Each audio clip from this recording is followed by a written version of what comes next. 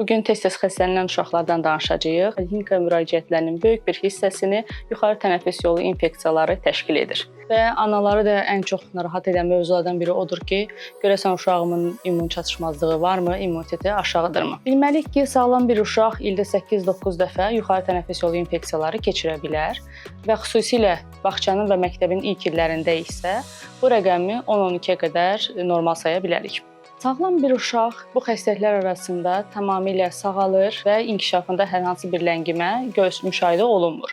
Bəs biz nə vaxt immun çatışmazlıqdan şübhələnməliyik? Əgər ildə 2 dəfədən çox sinüzit, 2 dəfədən çox pnevmoniya, 4 dəfədən çox orta qulaq iltihabı keçirirsə və hər xəstəlik sonrasında intravenoz antibiotik müalicəsi alırsa, körpəlikdə xüsusilə müalicəyə dirənç göstərən ağız içi yaraları varsa, inkişafın ləngiməsi müşahidə olursa, bu saydıqlarımdan ikisini birlikdə gördüyümüz zaman immun sistemi çatışmazlığından şübhələnirik və xəstəmizi bu tərəfdən dəyərləndirməliyik.